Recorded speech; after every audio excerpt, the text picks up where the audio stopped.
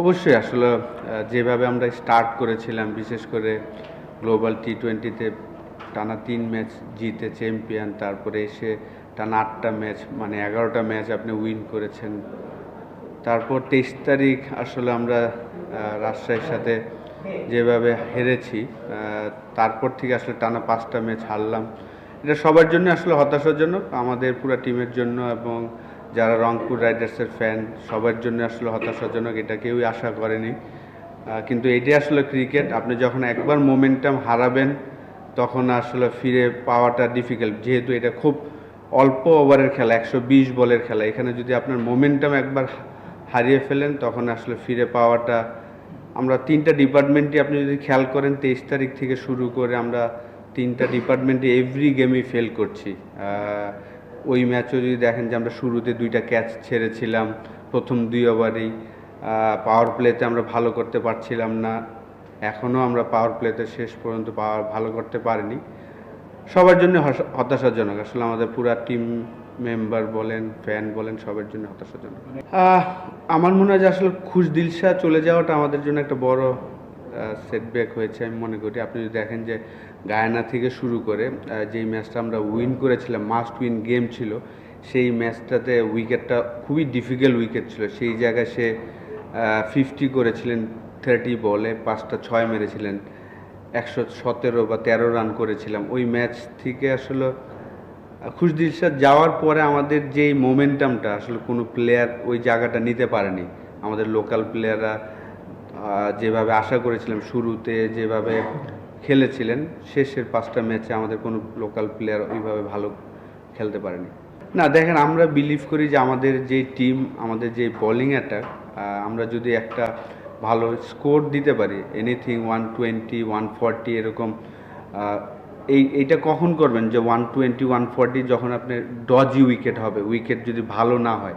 আজকে উইকেট কিন্তু ভালো ছিল, কিন্তু আমরা আমাদের ব্যাটসম্যানরা বিশেষ করে শুরুতেই রান আউটটা সৌম্য সরকারের, তারপরে ভিন্সও জাস্ট ফ্লাই করে এসেছেন, খেলেছেন, উইকেটটা হয়তো বুঝতে পারেনি। আমার মনে হয় না যে ডিসিশন যেটা আমরা নিয়েছি রং ছিল, কারণ আমরা যদি একটু ভালো ব্যাটিং করতে পারতাম, এনিথিং 140 এরকম, আমাদের যে বোলিং অ্যাটাক, আমাদের ওই বিলিফটা আছে যে সবার মধ্যে যে আমরা হয়তো এই রান ডিফেন্ড করতে পারবো। ব্যাটিংটা আমাদের ফেল করেছে। না, আমাদের দেখেন রংপুর রাইডার্স ম্যানেজমেন্ট চেষ্টা করেছেন যে বিগ নেম এবং কোয়ালিটি প্লেয়ার যেন নিয়ে আসতে পারে, সেই চেষ্টাই তারা করেছেন। তো আমার মনে হয় না, কারণ যেহেতু আমিও এই খেলাটা খেলেছি, আমরা মনে হয় যে তারা যেহেতু বিজনেস ক্লাসে এসেছে, ওই সমস্যাটা হওয়ার কথা না। যে আপনার হয়তো ডিফারেন্ট ওয়েদারও না, কারণ দুবাই আর এখানে তারা যেহেতু দুবাইতেই ছিল, হয়তো বা তারা রাত্রে খেলে এসেছেন, এটা একটা হইতে পারে। কিন্তু যেহেতু প্রফেশনাল প্লেয়ার, ওই জায়গা থেকে আমার মনে হয় না যে অতটা সমস্যা ছিল। আমরা শুরুটা ভালো করতে পারি না, আমরা শুরুতেই প্রথম ওভারই সেকেন্ড বলে রান আউট হয়ে যাওয়ার পরে যেভাবে আমরা স্টার্টটা প্রয়োজন ছিল, ওই স্টার্টটা আমরা পাইনি।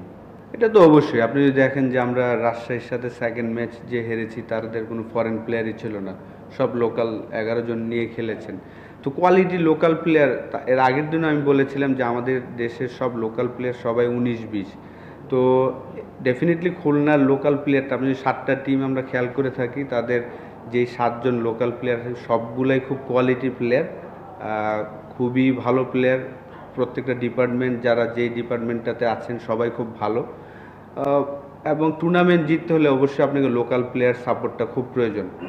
তো আমরা যেই জিনিসটা লাস্ট 5টা ম্যাচে পাইনি। আমার কাছে যেটা মনে হয়েছে যে আমি অ্যাজ এ কোচ হিসাবে, বা আমি যেহেতু খেলেছিলাম, আমার কাছে মনে হয়েছে যে আমাদের প্লেয়ারদের আরেকটু বিগ হার্ট নিয়ে খেলা উচিত ছিল। যেহেতু বিগ গেম, আপনার ফার্স্ট ওভার একটা আউট হতেই পারে, তারপরে যেভাবে এসে আসলে আমাদের প্লেয়াররা বকডাউন হয়ে গিয়েছে, ওই জায়গাটায় আসলে আমার একটু খারাপ লেগেছে। ডেফিনেটলি আরেকটু অ্যাগ্রেসিভ ক্রিকেট খেলা যেতে পারতো, কারণ পাওয়ার প্লেতে দেখেন পরপর 3 ওভার স্পিন বল করেছেন। ওই জায়গায় যদি আমরা আরেকটু অ্যাগ্রেসিভ খেলতে পারতাম, উইকেট হয়তো আরেকটা পড়ে যেত, কিন্তু আমরা অ্যাগ্রেসিভ খেলিনি বলেই কিন্তু অপোনেন্ট তারা চড়ে বসেছিলেন আমাদের উপরে। যেটা মনে হয়েছে লাস্ট 5টা ম্যাচই আমাদের লোকাল যারা, ওদের হয়তো বা আরও বিগ হার্ট করতে হবে। যদি ইন্টারন্যাশনাল ক্রিকেট বা এই ধরনের ফ্র্যাঞ্চাইজি টুর্নামেন্ট আপনাকে জিততে হয়, দেখেন আমরা যে জিএসএল এ জেতার পিছনের কারণটা কিন্তু খুশদিলের ওই অ্যাগ্রেসিভ ব্যাটিংটা। ওই জায়গায় যদি আমরা 113 রান করেছিলাম, তার মধ্যে সে 50 করেছিল 30 বলে। তো এরকম একজন প্লেয়ারকে হওয়া উচিত ছিল, আর আশা করেছিলাম আমরা যে কোনো একটা প্লেয়ার, হয় শেখ মেহেদী বা সাইফ হাসান, তারা হয়তো বা এরকম একটা অ্যাগ্রেসিভ একটা ইনিংস খেলবে যে 10 বলে 20 রান, 20 বলে 40 রান। ওই জিনিসটাই মিসিং ছিল।